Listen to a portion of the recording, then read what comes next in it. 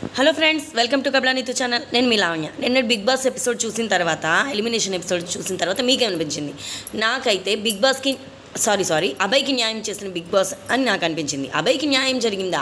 మొన్నటిదాకేమో big boss అన్యాయం చేశాడు అని అన్నావు కదా. అవును, రెడ్ కార్డ్ ఇచ్చి ఇంత తప్పు చెయ్యలేదు. తన ఓటింగ్ ద్వారా వెళ్తే మాత్రం అది కరెక్టు అని చెప్పాను. ఇప్పుడు నిన్నటి ఎపిసోడ్లో అదే జరిగింది. ఓటింగ్ తక్కువ రావడంతో అభయ్ బయటకి వెళ్ళిపోయాడు.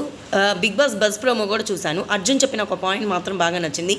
బిగ్ బాస్ డోర్స్ ఓపెన్ చేసినప్పుడు తప్పు అయిపోయింది, బిగ్ బాస్ నేను అలా మాట్లాడడం తప్పే, వెళ్ళిపోమంటే వెళ్ళిపోతాను, నేను నా తప్పు ఉంటే నేను వెళ్ళిపోతానని చెప్పాను కదా, నువ్వు వెళ్ళిపోవడానికి సిద్ధపడి ఉంటే ఈరోజు హీరో అయ్యేవాడివి, హౌస్లో ఉండేవాడివి అని అంబటి అర్జున్ బజ్లో చెప్పిన మాట నాకు బాగా నచ్చింది. పూర్తి ఇంటర్వ్యూ అయితే చూడలేదు, కానీ ఆ అభిప్రాయంతో నేను పూర్తిగా ఏకీభవిస్తున్నాను అనమాట.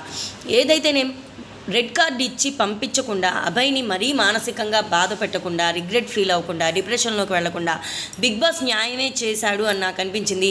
ఇక ఈ 2-3 రోజుల నుంచి అభయ్ రెడ్ కార్డ్ విషయం వచ్చినప్పటి నుంచి నాకు కొంచెం బిగ్ బాస్ అంటే ఎందుకో నాకు నచ్చలేదు.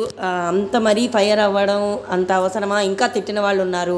ఇప్పుడున్న బిగ్ బాస్ కంటెస్టెంట్స్లోనే రాంగ్ వర్డ్స్ యూజ్ చేస్తున్న వాళ్ళు, ఇవన్నీ చాలా ఉన్నాయి అనమాట. అందుకని ఎందుకు అభయ్ని అంత టార్గెట్ చేశారని అని నాకు అనిపించింది. ప్రోగ్రామ్ మొత్తం చూసిన తర్వాత నాకు సారు అభయ్కే కాదు అందరికీ వార్నింగ్ లాగా ఇచ్చారు కాబట్టి ఓకే అని నాకు అనిపించింది. దీనికి సంబంధించి నాతో నెగటివ్గా, అది నెగటివ్ కాదు, మీ రివ్యూ నచ్చలేదు అని చెప్పి కూడా కామెంట్ చేశారు. నేను వాళ్ళ అభిప్రాయాన్ని గౌరవిస్తాను అనమాట. డీసెంట్ వేలో నాకు కామెంట్ పెట్టినందుకు బ్రో, అక్కో, తమ్ముడో చెల్లో నాకు తెలీదు. మొత్తానికైతే వాళ్ళు చాలా డీసెంట్గా నాకు చెప్పారు. నేను వాళ్ళకి అలానే కామెంట్కి ఆన్సర్ చేశానమాట. సరే, ఇక అభయ్ అయితే వెళ్తూ చాలా చక్కగా మాట్లాడాడు. 3 రెడ్ రోజెస్ 3 బ్లాక్ రోజెస్ ఇచ్చి వెళ్ళాలి అని చెప్పారు. బ్లాక్ రోజెస్ విష్ణుప్రియకి, పృథ్వీకి, అలానే మణికంఠకి ఇచ్చారనమాట. విష్ణుప్రియకేమో నువ్వు మాటలు అనేస్తున్నావు, తర్వాత సారీ చెప్తున్నావు, ఆ మాటలు అనొద్దు, నీ మనసు చాలా మంచిది అని చెప్పి. మణికంఠకేమో విష్ణుప్రియకి, ప్రేరణకి జరిగింది కదా ఇష్యూ, అలాంటి వాడికి నువ్వు దూరంగా ఉండు అని చెప్పి.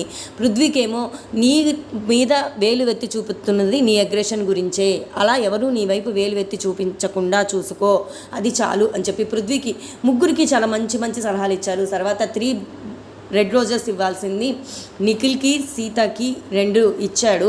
3వ రెడ్ రోజ్ ఇద్దరికి ఇస్తానని చెప్పి సోనియాకి, నబీల్కి ఇచ్చాడు. సోనియా చాలా బాగా ఆడుతుంది, తను నాకు ఎప్పటి నుంచో ఫ్రెండ్, నా ఆట కూడా నువ్వే ఆడు, తను చాలా కేరింగ్గా చూసుకుంటుంది అని చెప్పి సోనియా గురించి చెప్పాడు. ఇక నబీల్ గురించి, మొన్న ఫిజికల్ టాస్క్లో నడుము నొప్పిగా ఉంది, రేపు ట్రోఫీ ఎత్తాలి అంటే ఇబ్బంది అవుతుందేమో అని చెప్పి అన్నాడు. అందుకని నువ్వు నబీల్ నడుము ఖరాబ్ చేసుకోకు, ట్రోఫీ ఎత్తాలి, ఆల్ ద బెస్ట్ అని చెప్పాడు. నబీల్ నిజంగానే ట్రోఫీ ఎత్తగలిగిన సత్తా ఉన్నవాడు అని నాకు అనిపిస్తుంది.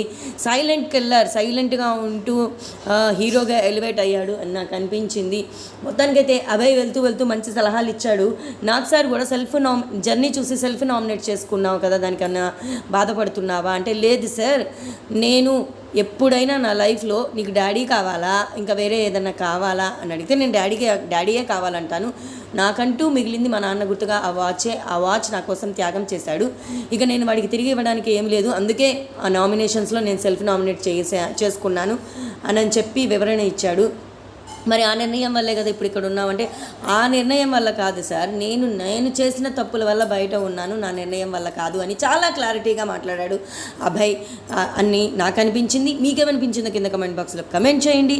అసలు అభయ్ ఫ్యూచర్ చాలా బాగుండాలి అని నేను అభయ్కి ఆల్ ద బెస్ట్ చెప్తున్నాను. ఇక రేపటి నామినేషన్స్ ప్రోమో కొంచెం వదులుతారు కదా, ఆ నామినేషన్స్లో కూడా మన ఓరుగల్లు కుర్రాడు నబీల్ అఫ్రిది ఇరగదీసి అసలు ఆ ఎక్స్ప్రెషన్స్తో మామూలుగా ఇవ్వట్లేదు అనమాట. ఈ నామినేషన్కి సంబంధించిన పూర్తి వీడియోతో మళ్ళీ మీ ముందుకు వచ్చేస్తాను. అంతవరకు సెలవు, నమస్కారం. ఈ వీడియో నచ్చితే మాత్రం లైక్ చేయడం మర్చిపోకండి. Thank you.